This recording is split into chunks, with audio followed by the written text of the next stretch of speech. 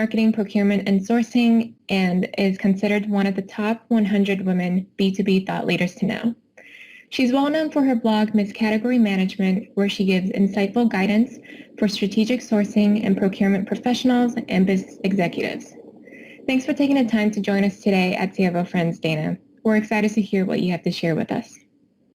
Thanks, Janice. I appreciate the great introduction. Let me share my screen. So today I'm going to talk about the ABCs of building your personal brand. A lot of people think that building your personal brand isn't something they need to do, especially if they're in sourcing procurement, but it's actually extremely important. I personally have been in procurement for 18 years or 15 years and have supported the sales and marketing function for almost 10 of them. It's within that time I was able to pick up on some of the best practices of brand building. From that, I took what I learned and applied it to my Miss Category Management blog. But enough about me, let's start with the agenda. We're going to first go over the why. Why should you build a personal brand? The next will be the ABCs and 1, 2, 3s of building your personal brand. And last but not least, a couple of key, easy steps for you to put it all together and start building your brand today. So why? You may be asking yourself again, I'm in procurement, I'm in supply chain. Why do I need a personal brand? It's not like I'm in marketing. Well, let me tell you. You are who the internet says you are. And unless you've been living under a rock for the past 20 years, you've unknowingly already started your personal brand. Just not in a way that might be thoughtful. So since you've already started, why not take the opportunity to build on it? Especially if you're unsure of how others are perceiving you. The cool thing about building a brand is that even if there are negative perceptions about you, you have the ability to change them into positive ones. And you can control your image better than anybody else can. Another reason why you want to build your brand is networking. It's truly amazing how many great people I've met over LinkedIn and how nice and professional they are. This isn't your Instagram or Facebook where you're going to see lots of trolling and other issues with people on the platform. Everybody's so nice and welcoming. So this makes networking so much easier. People want to meet you. People want to engage with you. But networking isn't the only benefit. You'll see there's a huge world of outside opportunities and new experiences that if you're typically in procurement, you may never think would be there for you. Not to mention, it gives you a competitive edge when it comes to getting hired or promoted. It's a way to stand out from you and your coworkers. To give you some concrete examples of what I've had when I built my personal brand, I thought it'd be interesting to share just a couple of the things from the past 2 years.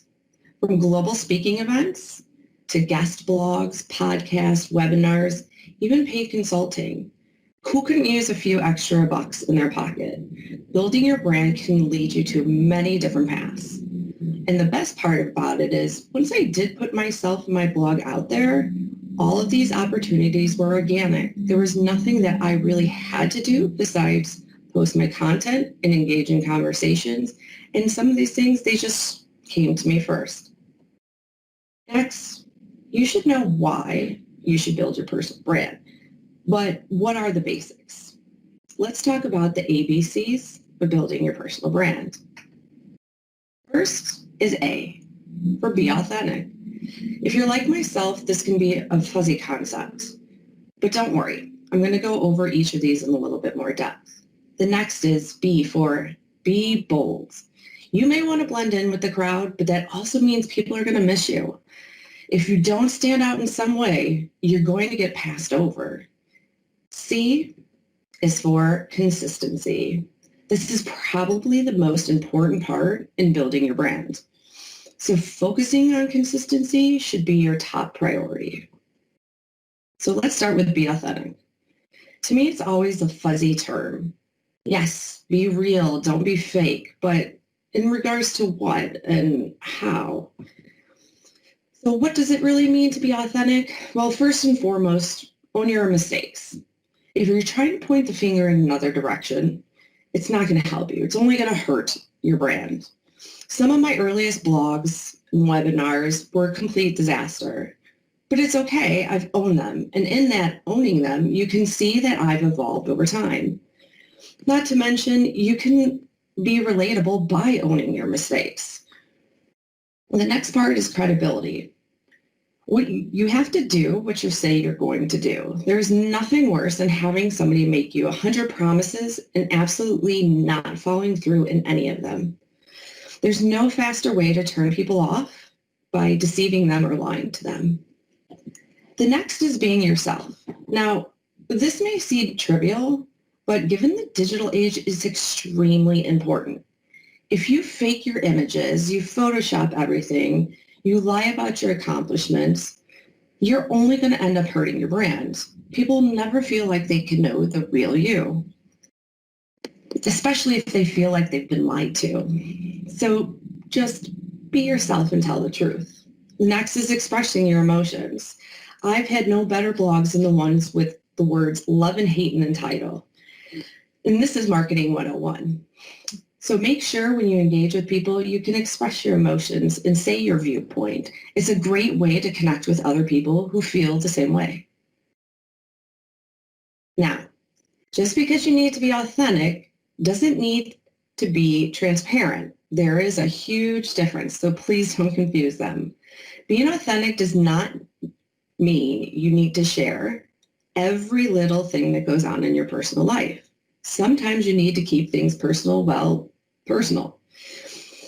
Nobody needs to know your family drama or ongoing personal issues, especially on a business professional website. So think about that before you share. Now, adding to that is thinking about being authentic and transparent. There are certain things you should just all out avoid like the plague. Things from politics to religion and drama. All of these things are something you should just try to stray away from to ensure that you're not giving out the wrong brand image. A good rule of thumb for this is if it's not appropriate for a first date, it's not appropriate for building your brand either, unless it's exactly what you want to be known for. Now, next in the ABCs of brand building is B, or be bold. Now, what does bold really mean? Well, first and foremost, it means speaking up, whether it's having an opinion, being confident, or just having a personality and giving perspective. And part of being confident is sharing something you're extremely passionate about. And that confidence comes from the fact that you are passionate about it and you are very into those things. Now, this doesn't mean that you have to give out everything you know about this passion, but being able to share with it also helps you connect with people and build that emotional bond. Also, having personality gives people a little bit of an edge. When you're presenting like I am now, nothing could be worse for you than to have to listen to me drone on in a boring tone. Yes, it might be great for when you want to fall asleep, but it's going to do nothing for your personal brand. Now, when we think about having a personality, there's nothing worse than being over the top. So you've got to be careful and not going a little bit too far. And not to mention the internet age, you can really lose somebody's attention within seconds. So having a little bit of spice and personality really helps to keep people's other attention when it's engaging is hard. You're not in person and you can't have that same interaction. And last but not least, don't forget about taking risks. When you move outside your comfort zone, it's amazing what new talents you can discover and find. So what bold doesn't mean? Let's talk about what it doesn't mean, because there are a lot of times people want to associate bold traits with very unflattering traits, but it doesn't always have to be the case. Yes, people who are self-promoting, loud, intimidating are bold, but not in a way that's relatable and not in a way that will encourage people to want to reach out to you. Quite the opposite, in fact. They're going to run in the opposite direction. So you should still try to be bold, but not in a way that is over the top or off-putting. Bold is about having a voice, not about shouting at people or telling them how great you are. You should let your work do that for you. Just remember, you're better off saying, hey, here's what I've done. Take a look at it. Let me know what you think, than you are saying, oh, look at what great things I've done today. Please look, it's the most amazing thing you'll ever see. You really will need to put your money where your mouth is. And sometimes it's just better to let your work speak for you. The next of ABCs is be consistent. C, consistency. Consistency is one of the most important aspects of brand building. So if I asked you, what color were these logos and slogans for each brand, would you know? The reason you're probably going to be able to remember these is they're consistent. Even if the product goes through rebranding, you still will have a consistent color, logo, or another visual element that ties it all together and makes it consistent. Now, hopefully you've thought about all these, got some colors and logos and slogans in your mind, and let's take a look and see if you are right. I'll give you a chance to take a quick look and see how well you've done. But in the meantime, I have a couple of fun facts for you. First is McDonald's. This is actually a trick question. McDonald's has many slogans over the years, and they're regionalized by country. So if you don't think I'm loving it comes to mind, it's probably because you're either in another place in the world or you're thinking of an earlier slogan. McDonald's does like to change their slogan as about as often as they do their skivvies, so don't fret if you still can't think of one that's relatable. Another fun fact actually is pretty sad. KFC's Finger Lickin' Good is actually being postponed or retired due to the coronavirus. It's deemed extremely inappropriate in this current time frame, so they're putting it on pause. But it's been around since the 50s, so I'm really positive and hopeful that eventually they'll bring it back. You see, the consistency can help you remember. But why is it important? Well, first of all, people buy based on trust. And if the product is selling yourself, you have to ensure that people trust you. So how do you do this? Well, you do it by creating a feeling that people know you. And you may ask, okay, great. How do I create a feeling that people know me? Well, through awareness, recognition, and recall, or remembrance. And you say, okay, great. How do I build awareness? Well, consistency, the C. Consistent look and messaging helps you build trust with people. Self-awareness or awareness is a process, but you can do it by being consistent in your messaging. You need to get in the way in front of people a second, a third, or even a 20th time so you can prove to them you're consistent and trustworthy. And this, my friends, is Marketing 101. Now, on to the topic of consistency, also comes rebranding.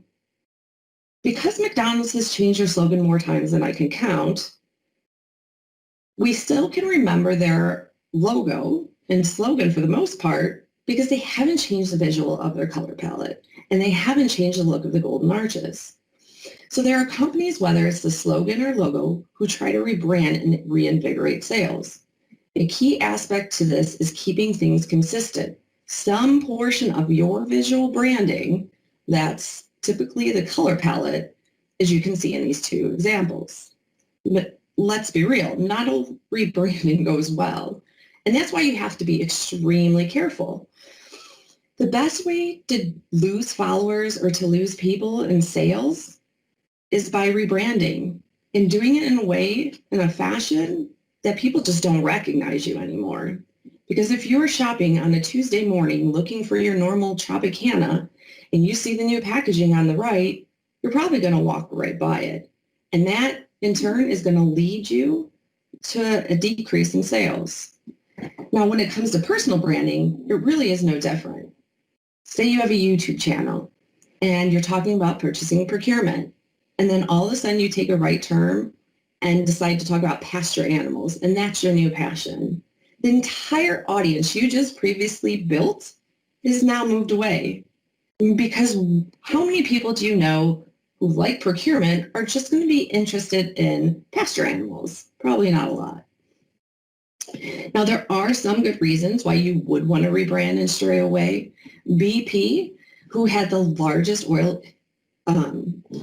spill in history, was a good way to show why you should want to rebrand and have people forget you. They're almost iconic in the fact that they rebranded at a time where people they wanted to forget. It's also ironic that they switched their logo to one that is representative of being green, environmentally friendly. But that's probably the point, right? Nobody thinks of them in that way.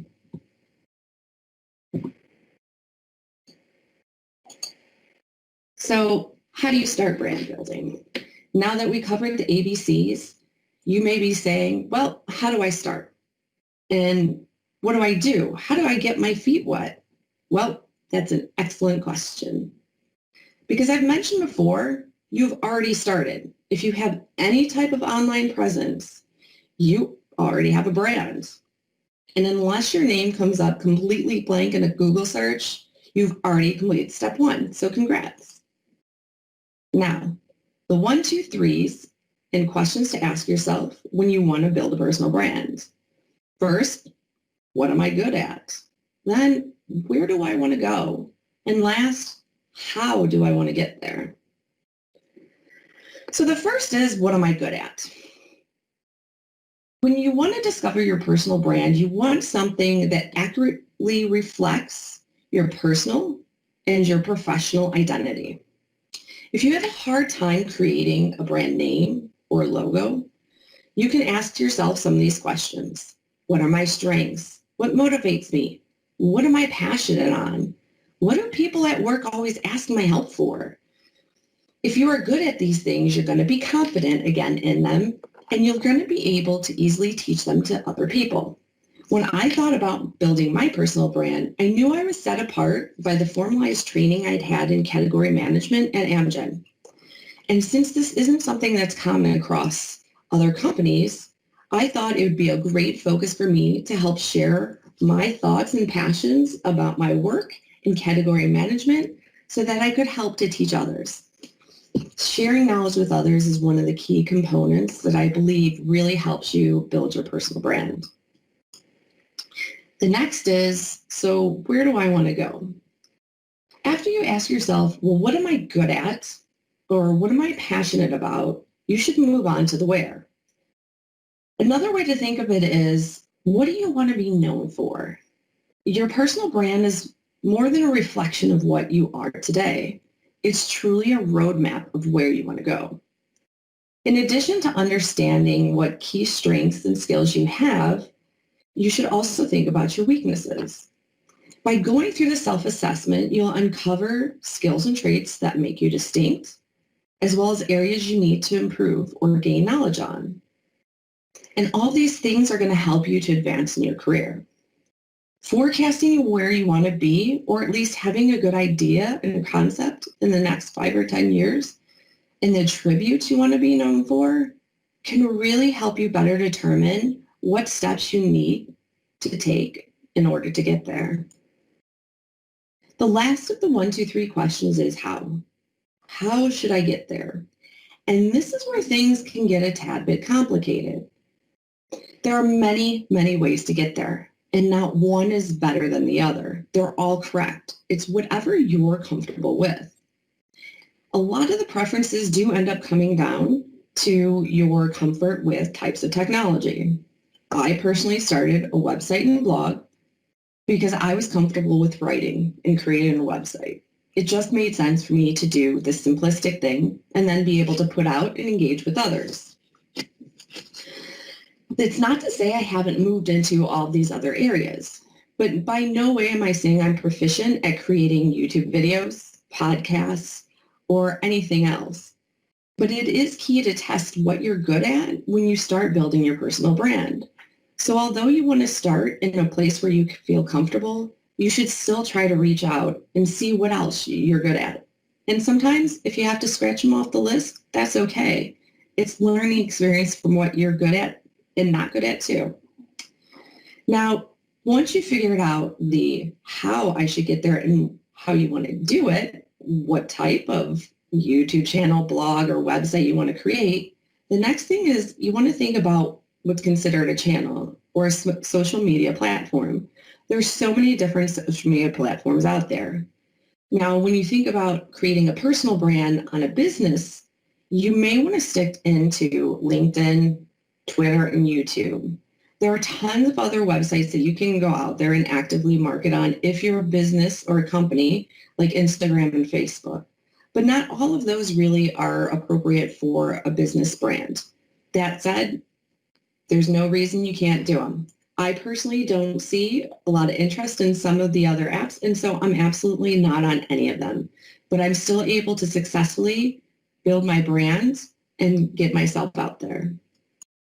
Now, a side note, if you are looking at trying to publish yourself on multiple channels, there are some really cool social media tools out there that are consolidators. So you can basically take all of your information and share it from one centralized location. You can also respond to people from that same centralized location. So if you're planning on going into multiple channels and you don't want to be running around like a chicken with your head cut off, you should look into trying to get one of these social media tools like Hootsuite or Crowdfire. Next and last, let's put it all together.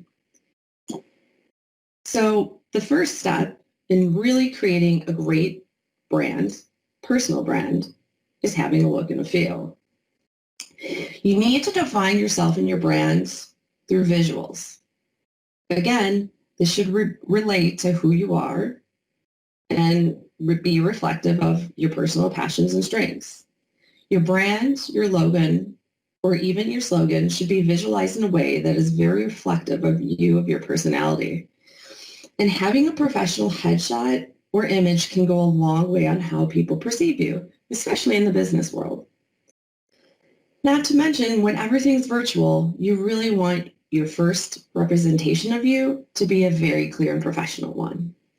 So make sure you take the time and effort to have consistent and polished visuals when it comes to your image and branding.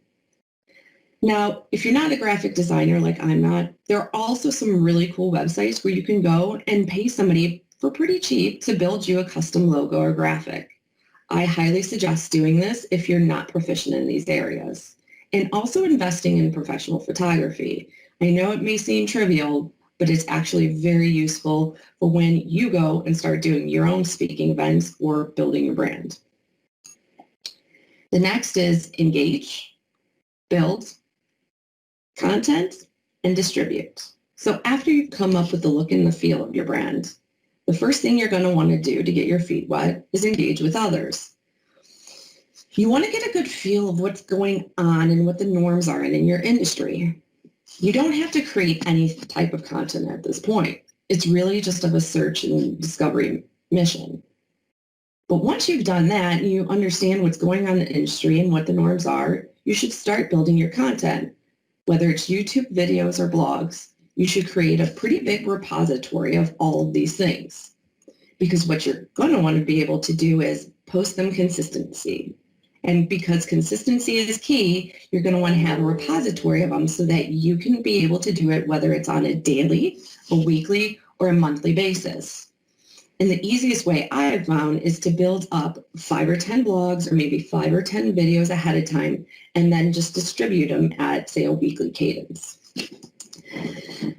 Now, if you're looking to fast track, you're going to want to try to do things daily. So I would also encourage you to then build out your repository much larger so that you're having good quality content consistently being put out there.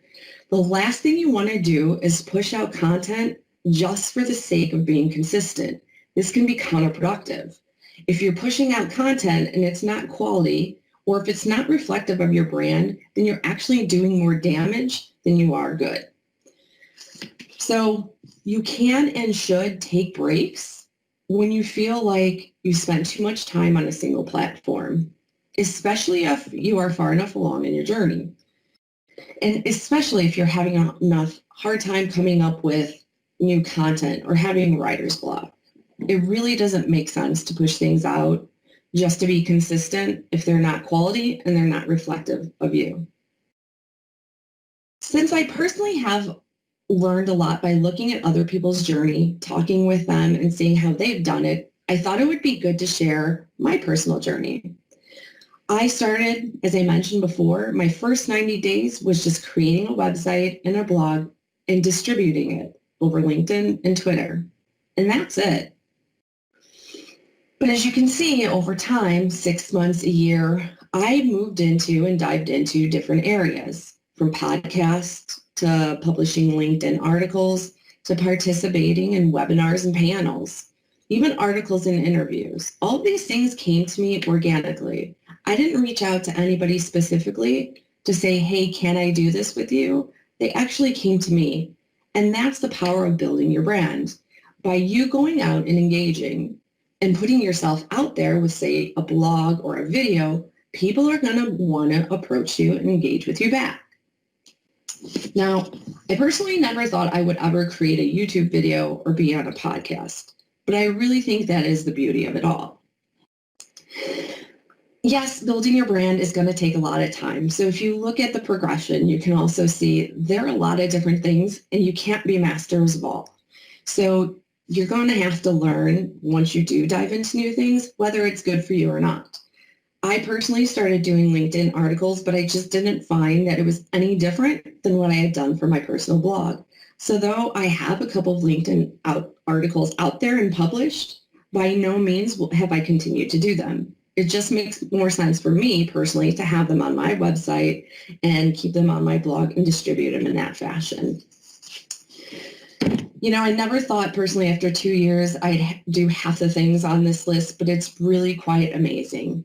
So just know if you have that voice and you put yourself out there and that you're authentic, bold, and consistent, people will hear it and people will engage with you.